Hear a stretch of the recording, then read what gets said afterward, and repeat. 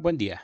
El día de hoy vamos a presentar los medios probatorios admisibles en el proceso laboral de la Ley Federal del Trabajo.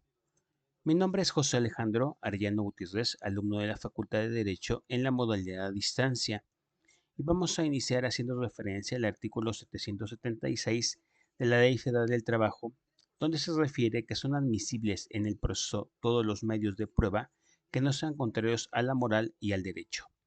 Vamos a iniciar con la prueba confesional que se refiere en el artículo 786 y vamos a decir que es un medio de convicción en el que una parte solicita la comparecencia de la contraparte para que declare sobre hechos propios que le son imputados en el juicio. Se busca que la parte citada reconozca la veracidad de ciertos hechos y que su declaración pueda ser determinante para resolver este conflicto. Cuando la persona no se presenta el día y hora señalados, el juez podrá desechar la confesión o interrogatorio. Para el desahogo de esta prueba es mediante preguntas y oposiciones. Se formulan de manera oral al momento de la audiencia mediante interrogatorio abierto y deben referirse a los hechos controvertidos en términos claros y precisos. El juez también puede formular preguntas. Las personas que presenten una confesión no pueden consultar notas o apuntes. Y si son varios declarantes, se practicará evitando que se comuniquen durante el desahogo de la misma prueba. Se solicitará su presencia mediante exhorto en el caso de que el compareciente esté fuera de la jurisdicción del tribunal. Dentro de las pruebas documentales que se refieren en el artículo 795, decimos que documentos públicos son aquellos cuya formulación está encomendada por la ley a un funcionario investido de fe pública o aquellos servidores públicos que los expidan en ejercicio de sus funciones. Quiere decir, son todos los documentos públicos expedidos por las autoridades de la Federación, de los estados, de la Ciudad de México o de los municipios y alcaldías, así como de los organismos públicos autónomos que harán fe en el juicio sin necesidad de legalización. Y se dice que también existen documentales privadas y que son todos los que nos reúnen las condiciones que antes mencionamos.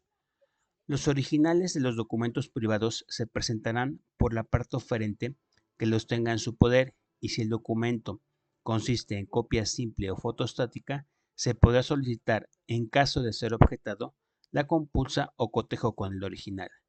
El patrón tiene obligación de conservar y exhibir en juicio los documentos, como son los contratos individuales de trabajo, listas de nómina de personal, recibos de pago de salarios, controles de asistencia, comprobantes de pago de participación de utilidades, vacaciones, aguinaldos, así como las primas, pagos y aportaciones y cuotas de seguridad social.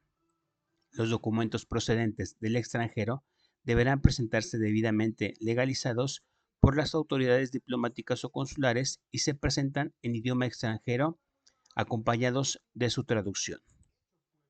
De la testimonial que refiere el artículo 813, podemos mencionar que son todos los que tengan conocimiento de los hechos que las partes deben probar y están obligados a declarar como testigos.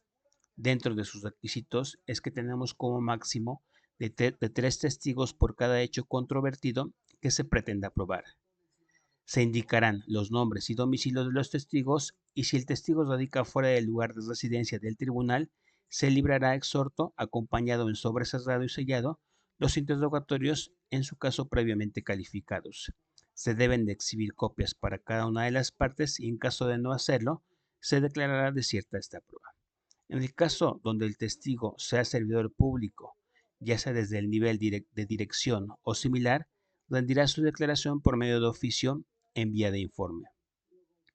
Dentro de las normas para su desahogo son que el oferente de la prueba presentará directamente a sus testigos y el tribunal deberá requerir a la persona que comparezca se identifique con cualquier documento oficial. En caso contrario, se dejará sin efecto la declaración. Se hará constar el nombre, edad, domicilio, ocupación, puesto y lugar en el que trabaja. Se debe también constar que si guarda parentesco con consanguinidad o afinidad de alguna de las partes o sus representantes, si es dependiente o empleado del que lo presenta, si tiene con él sociedad o alguna otra relación, si tiene interés directo o indirecto en el procedimiento y si es amigo de alguna de las partes. El tribunal tomará al testigo la protesta de conducirse con verdad y lo advertirá de las penas que incurren los testigos falsos. Después de ello se tomará su declaración.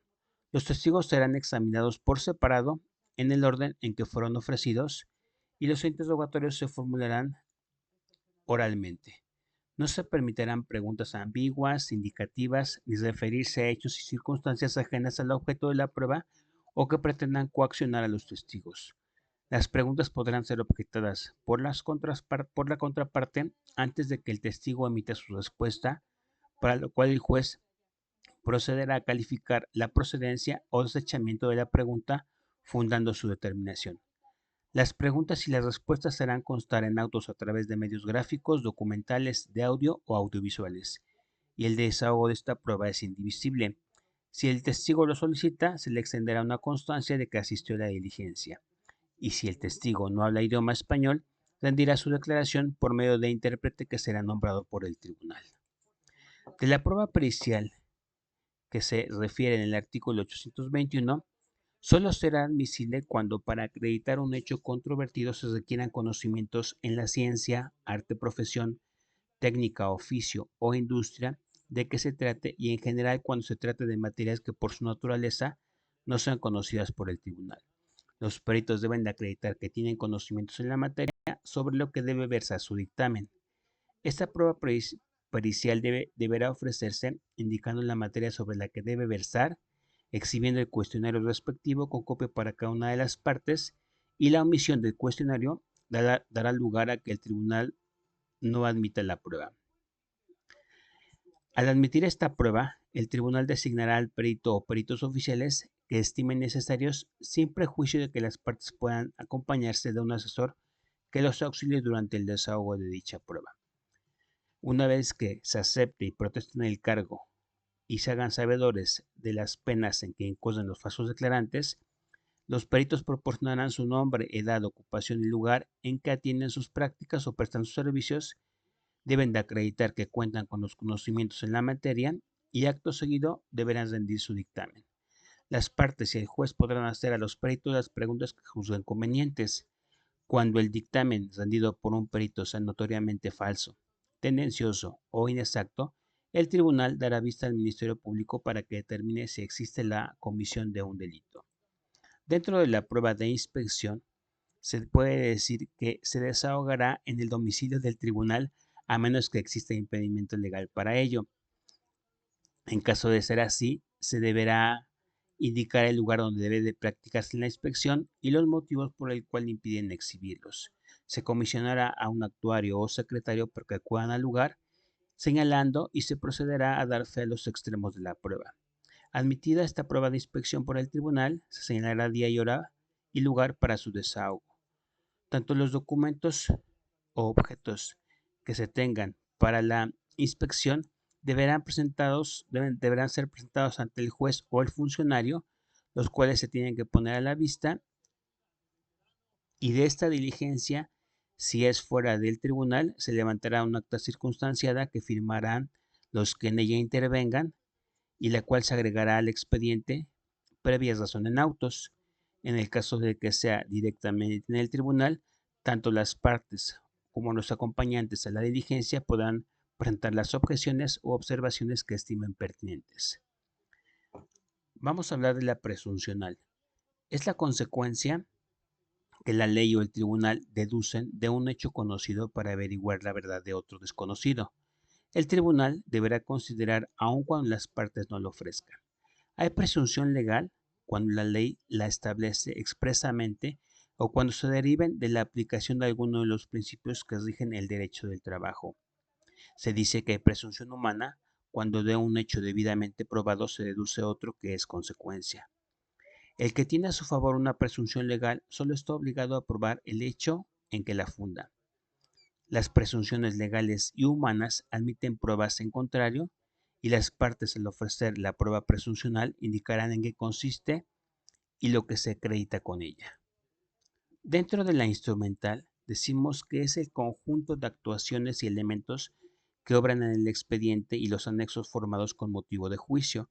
El tribunal estará obligado a tomar en cuenta las actuaciones y elementos que obren en el expediente y los anexos formados con motivo del juicio. Y de los elementos aportados por los avances de la ciencia, se ofrece, deberá proporcionar el tribunal los instrumentos, aparatos o elementos necesarios para que puedan apreciarse el contenido de los registros y reproducirse los sonidos e imágenes por el tiempo indispensable para su desahogo. La parte que ofrezca algún documento digital o cualquier medio electrónico deberá cumplir con presentar una impresión o copia del documento digital acompañado de los datos mínimos para la localización del documento digital en el medio electrónico en el que se encuentre. El tribunal designará a los peritos oficiales que se requieran a fin de determinar si la información contenida en el documento digital se encuentra íntegra e inalterada. Tratándose de recibos electrónicos de pago, el tribunal designará a un fedatario para que consulte las ligas proporcionadas por el oferente de la prueba en donde se encuentran los comprobantes fiscales digitales por Internet o CFDI y compulse su contenido. Si el documento digital o medio electrónico se encuentra en poder del oferente o contraparte, estos deberán poner a disposición de él o los peritos designados. En caso de no hacerlo, se decretará desierta la prueba o se establecerá la presunción de ser ciertos los hechos que el oferente exprese. Las partes y los miembros del tribunal podrán hacer a él o a los peritos designados las preguntas que juzgan convenientes. Cabe mencionar que la importancia de presentar las pruebas de manera correcta y en el momento procesal oportuno, además de cumplir con las normas o requisitos para el desahogo de las mismas, harán que logremos tener la certeza de que el juzgador encargado de dictar una resolución para obtener justicia en materia laboral. Considero que tener claro el procedimiento nos llevará a presentar una demanda laboral de manera concreta, completa y correcta, y de acuerdo a lo que establece la ley, logremos obtener una conclusión favorable sin afectar a ninguna de las partes, prevaleciendo la justicia y la verdad de los hechos. Les dejamos las referencias. Muchas gracias.